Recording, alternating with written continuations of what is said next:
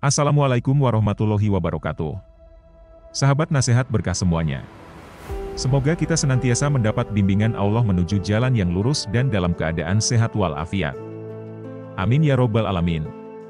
Tragedi wafatnya Sayyidina Husain bin Ali di Karbala ternyata menghadirkan sejumlah peristiwa misteri. Mulai dari munculnya fenomena alam yang aneh hingga hadirnya hal-hal mistis yang sangat menyeramkan. Salah satunya yaitu kepala Al-Husain itu sendiri. Bukan main memang kepala yang sudah terpisah dari jasadnya tersebut. Dikisahkan suatu hari pernah berbicara dan saking misterinya sampai-sampai hal itu membuat seorang pendeta langsung bersyahadat di depan kepala Sayyidina Husain. Seperti apakah kisahnya? Tonton video ini hingga akhir agar tidak terjadi salah paham dan fitnah. Berbicara mengenai tragedi Karbala, memang selalu mengundang perasaan duka yang begitu mendalam. Karena pada peristiwa tersebut putra seorang Khalifah Ali bin Abi Thalib yang sekaligus merupakan cucu Nabi Muhammad SAW wafat karena terbunuh. Yang disesalkan dari tewasnya Al-Husain karena pelakunya tak lain adalah saudara seiman sendiri yaitu segolongan umat yang menyatakan diri beriman, taat dan cinta kepada Rasulullah Muhammad SAW. Terlebih lagi cara wafatnya Al-Husain tergolong sangat tragis mengingat beliau dibantai hingga kepalanya terpenggal. Mungkin dapat diterima dan dikatakan wajar andai kata Al-Husain tewas di tangan kaum kafir yang memerangi Islam. Namun sayang yang terjadi justru sebaliknya. Al-Husainlah yang seolah-olah dianggap layaknya orang kafir hingga harus dibantai dan dipecundangi dengan cara yang paling hina. Parahnya lagi di sisi Al-Husain terdapat orang-orang yang ikut dibunuh pada hari yang sama. Maka tak salah bila sejarah Islam mencatat peristiwa ini sebagai salah satu kisah pembantaian sesama muslim terkelam sepanjang masa. Selain karena pelakunya, yang juga disesalkan dari tragedi Karbala yaitu dasar dan motifnya. Sebagaimana tercatat Al-Husain dibunuh dengan motif kekuasaan karena menolak mengakui kekhalifahan Yazid bin Muawiyah, serta dianggap melakukan pembangkangan dan upaya penggulingan terhadap penguasa yang sah. Tak terima dengan sikap dan gelagat Al-Husain yang dinilai keras, akhirnya Ubaidillah bin Ziyad memerintahkan panglimanya yang bernama Samir bin Ziljausan untuk melakukan operasi penumpasan. Meski begitu, namun sebagian sejarawan meyakini jika dibalik perintah Ubaidillah bin Ziyad kepada Samir bin Ziljausan, Yazid bin Muawiyah lah sosok yang merencanakan semua itu. Pembangkangan Al-Husain terhadap Yazid bin Muawiyah memang bukan tanpa alasan. Sebab Al-Husain merasa dikhianati setelah kekhalifahan yang ditinggalkan Muawiyah bin Abi Sufyan justru jatuh ke tangan anaknya Yazid bin Muawiyah. Padahal sebelumnya Muawiyah telah membuat beberapa perjanjian dengan kakak Al-Husain yaitu Hasan bin Ali di mana pada saat itu Al-Hasan yang mewarisi kekhalifahan ayahnya Ali bin Abi Thalib. Secara terpaksa harus mengalah dan menyerahkan kursi jabatan tersebut kepada Muawiyah. Hal itu dilakukan demi kepentingan persatuan umat yang sebelumnya sempat terpecah. Dengan kesepakatan setelah Muawiyah ini meninggal, jabatan tersebut tak boleh dilanjutkan oleh anaknya. Dengan kata lain, kepemimpinan harus kembali ke Hasan. Namun yang terjadi setelah Muawiyah wafat kekhalifahan bukannya kembali. Yang ada justru dilanjutkan oleh Yazid bin Muawiyah, maka dengan alasan itu Al-Husain pun menolak untuk berbaiat kepada Yazid ditambah lagi sosok Yazid juga dinilai jauh dari kata layak untuk menjadi seorang pemimpin umat. Singkat cerita terjadilah ketegangan antara Al-Husain dan Yazid beserta kelompoknya masing-masing. Hingga puncaknya peristiwa Karbala lah yang mengakhiri cerita tentang Al-Husain. Kekalahan Al-Husain beserta pengikutnya di Karbala laksana kemenangan besar yang disambut gembira oleh Ubaidillah yang saat itu menjabat sebagai gubernur di Kufah pada masa itu. Sebab dengan tewasnya Al-Husain seolah membuat dirinya seperti seorang pahlawan di mata Yazid bin Muawiyah. Namun bagi muslim yang waras Ubaidillah tak lebih dari seorang penjahat berwatak jahanam. Bahkan layak disamakan dengan orang-orang kafir yang memerangi Islam. Mungkin tak berlebihan bila kita menyebutnya seperti itu sebab atas perintahnya lah Husain sampai terbunuh dan atas perintahnya pula kepala Al-Husain jadi bulan-bulanan dan hinaan orang. Sebagaimana diceritakan dalam beberapa riwayat bahwa setelah Al-Husain dibunuh dengan cara dipenggal, kepalanya diambil untuk dijadikan alat bukti. Kemudian Ubaidillah bin Ziyad memerintahkan pasukannya untuk membawa kepala tersebut ke pusat pemerintahan Yazid bin Muawiyah di Damaskus. Namun, sebelum dibawa ke sana Ubaidillah memerintahkan agar kepala Al-Husain diarak ramai-ramai menyusuri jalanan di kota Kufah, sehingga pada waktu itu kepala Al-Husain menjadi tontonan masyarakat bahkan saking biadabnya kepala Al-Husain sampai diletakkan di ujung tombak sembari diacungkan ke arah langit. Sambil diiringi sorak-sorakan ria serta kalimat-kalimat cacian seolah ingin memperlihatkan jika kepala tersebut merupakan simbol kemenangan heroik. Hal itu pun juga mereka lakukan saat kepala Al-Husain sedang dibawa menuju ke kota Damaskus. Tetapi yang namanya kebatilan pasti akan terungkap. Maka dengan kuasa serta izin dari Allah Subhanahu wa Ta'ala, kepala suci Al-Husain pun seketika dapat berbicara.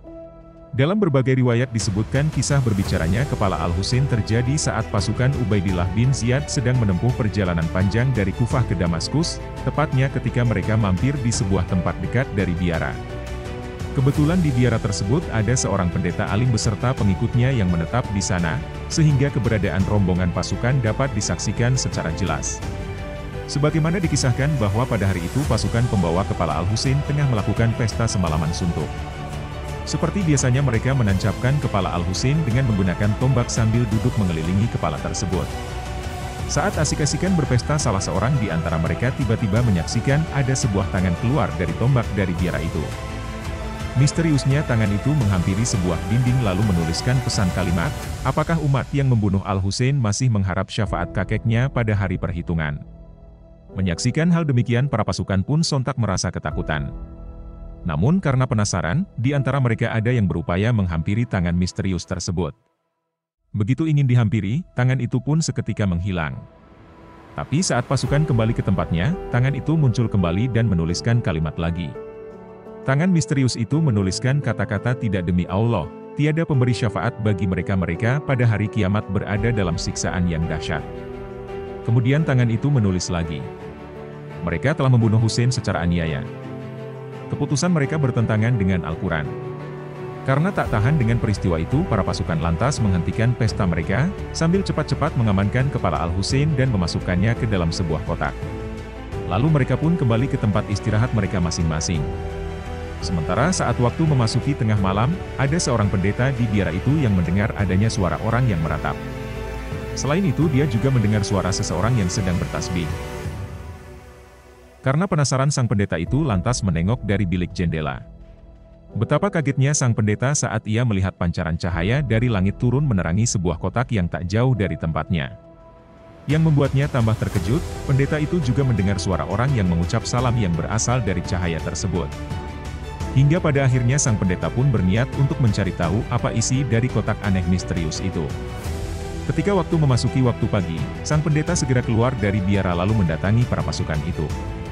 Kemudian pendeta itu bertanya, "Wahai tuan-tuan, apa isi dari kotak yang kalian bawa itu?" Salah seorang pasukan itu menjawab, "Wahai pendeta biara, itu kepala Husain bin Ali." Sang pendeta bertanya lagi, "Siapa nama ibunya?" Kemudian pasukan menjawab lagi nama ibunya adalah Fatimah binti Muhammad. Mendengar jawaban itu sang pendeta berkata, "Celakalah kalian atas apa yang kalian perbuat. Sungguh benar apa yang diberitahukan oleh rahib kami bahwa apabila orang ini terbunuh, langit akan menurunkan hujan darah. Dan ini tidak akan terjadi kecuali ia adalah seorang nabi atau penerima wasiat nabi." Setelah dialog tersebut, sang pendeta pun meminta izin kepada pasukan untuk meminjam sebentar kotak yang berisikan kepala Al-Husain. Awalnya para pasukan menolak, namun sang pendeta menawarkan uang senilai 10.000 dirham. Hingga pada akhirnya terjadilah kesepakatan. Tanpa berlama-lama sang pendeta langsung membawa kepala Al-Husain ke dalam biaranya. Di sana ia membersihkan, membasuh dan menyebarkan wangian di kepala Al-Husain. Kemudian ia meletakkan kepala tersebut di tempat beribadahnya. Saat memandang dengan hening kepala itu, sang pendeta pun seketika menangis. Di hadapan kepala Al-Husain lalu dia berkata, "Wahai kepala pemimpin alam semesta, diriku menyangka engkaulah bagian dari orang-orang yang telah Allah gambarkan dalam Taurat dan Injil. Dan telah diberi keutamaan takwil olehnya. Karena para pemimpin Bani Adam di dunia dan akhirat menangisimu. Sungguh aku ingin mengenalmu." Dengan izin Allah Subhanahu wa Ta'ala, kepala Al-Husain berbicara dengan mengatakan, "Akulah orang yang teraniaya. Orang yang bersedih. Orang yang berduka. Orang yang dibunuh secara zalim. Dizalimi dengan orang-orang yang durhaka. Akulah orang tanpa berdosa, hartanya dirampas. Orang yang dicegat untuk mendapatkan air.